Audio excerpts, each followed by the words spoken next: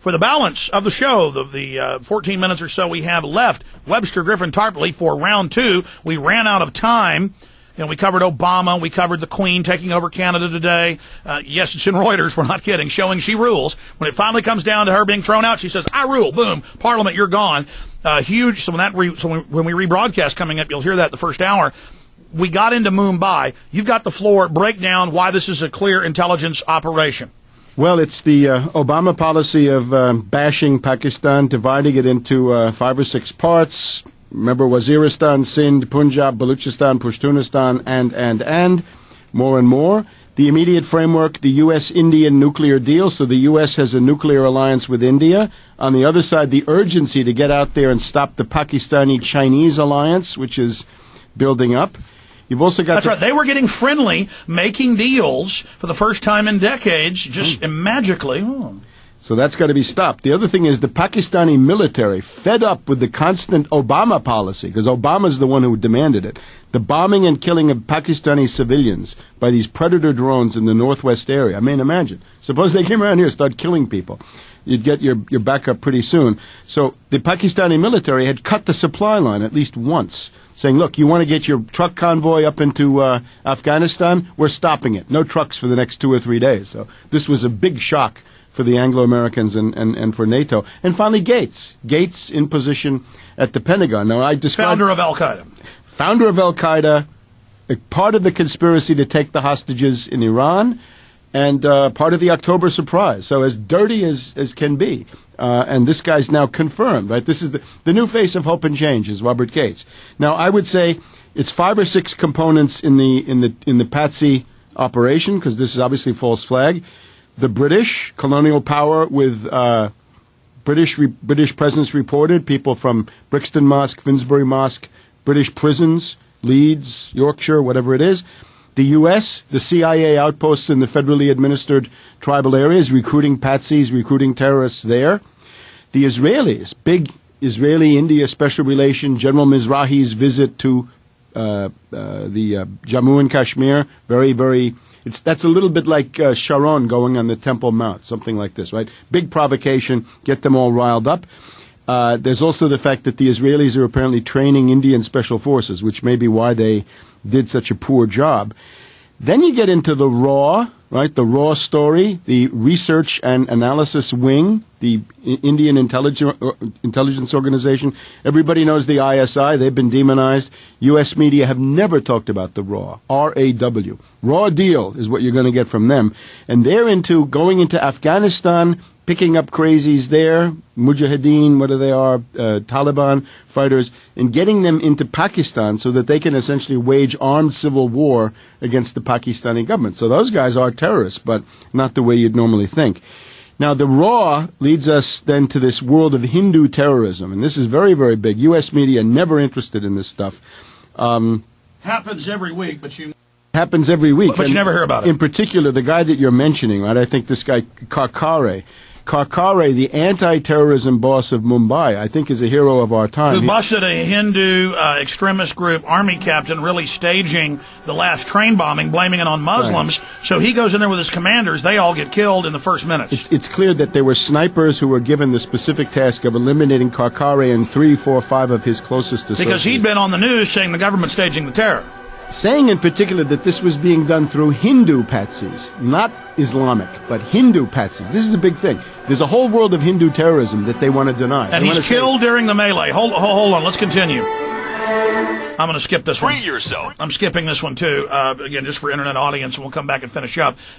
You've got 3 minutes to flesh out the head of anti-terrorism saying it was a government op in the days before, and then they kill him. And then we go back to broadcast. Yeah. Okay, so this is Karkare. Now, he had been investigating the Maligan massacre. The Maligan massacre, 2006, 37 dead.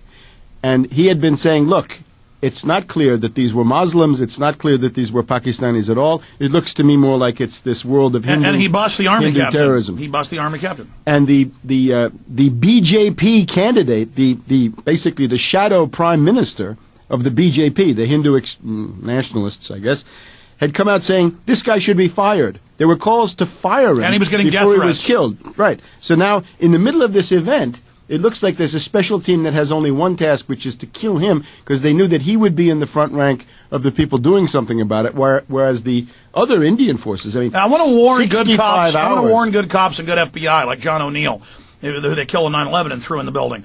Every time we see an op, even Waco, some cops exposing Clinton that had been state police exposing him, who'd gotten a BATF job. You see the BATF go in the window and they climb in and they shoot their own men. So they love to use operations to kill their own people. Inside the operation to tie up loose ends. Go ahead. And this brings us to the world of where do you get Hindu terrorists? Again, this BJP is the governing party. They'll probably be back in power soon. But then there's this other thing called the RSS, Hindu extreme nationalists, racists, Hindu superiority The ones types. that killed Gandhi because he wouldn't go to war with Muslims. And I guess the shorthand for this would be Hindu fascism. And what we're getting, you see, Obama is attracting a kind of a fascist international made up of the lunatic Saakashvili, Polish and Ukrainian extremists, and now we're getting Hindu fascists becoming the great friends of the United States. And your future is going to be hostage to a bunch of Hindu fascists under the Indian-U.S. nuclear deal. And that's what this guy Karkare was a threat to that, because he was They didn't just kill him, they killed 4 other chiefs. His whole staff. They wiped his whole team out in separate groups. They're all picked out and triple tapped in the chest. Right. So, therefore, the notion the Indian government says, we know who did it, it was Lashkar-e-Taiba. Well, that's a Muslim group, basically a patsy group operating in Pakistan. And that's trying to kill the Pakistani government. They've been bombing them. And they get tremendous support from the U.S. and the British, and that's also well known, because that's part of So why would Pakistan control a group that's trying to kill them? And why would they do this at all? What does Pakistan Right when they're have to doing gain? peace overtures and have every reason to be friends with India. And what they're trying to do is to say, look, let's build the oil pipeline from Iran to Pakistan to India. All right, let's finish up. And then we get a common interest. We're coming back with where you see all this going. Here we go. It's going to be a new phase of world confrontation. See, the Anglo-American empire is collapsing financially. Everybody can see this, right? What's going on in London and above all New York is a total financial collapse. We seem to be in a phase of deflation and strength of the dollar.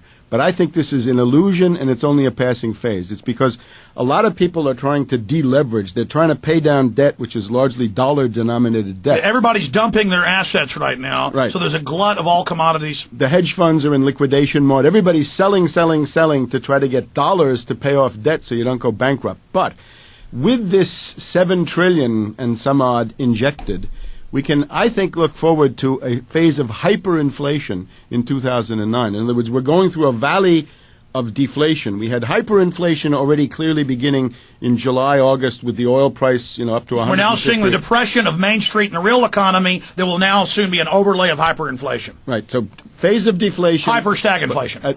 Actually, yes, exactly. The worst of both. Hyperinflationary depression, hyper-stagflation. We're going to need a new term. You're exactly right, and that's what we should do. So the point is now, when the Anglo-American banking system and currency collapses, the entire Anglo-American ruling elite goes nuts, and that's what we saw with the Queen. The Queen is expressing that her oligarchy over there are not happy campers. They're going nuts because they've got Northern Rock, they've got Gordon Brown, Alistair Darling at the Exchequer, and Mervyn King at the Bank of England. They're trying to keep this thing together. They can't do it. So they say, we've got to have outside events. And that's what Rand said, as you know, a month ago, and this pub was all over foreign press. Rand Corporation said we need a war bigger than Iraq, bigger than Iran. We need something of world war proportions. Right. And Obama says it's going to be Pakistan. And remember that Brzezinski is the big power at Rand. In other words, if there's a leading ideologue of the Rand Corporation, it's big new My Brzezinski. God, so they're going to, who knows what they're going to do. So now look at what we've got.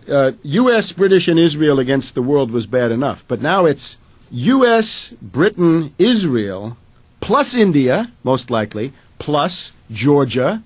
That's not much. But that's showing India never really got away from England. The crown is showing its power again. Yeah, it's oligarchy. The oligarchy, unfortunately, is based in the religion. That's an unfortunate fact. And then the British occupation. But now, in addition to Georgia, Ukraine split, but Yushchenko wants to go with the U.S. and the British and the IMF and NATO. Poland, reliable NATO puppet.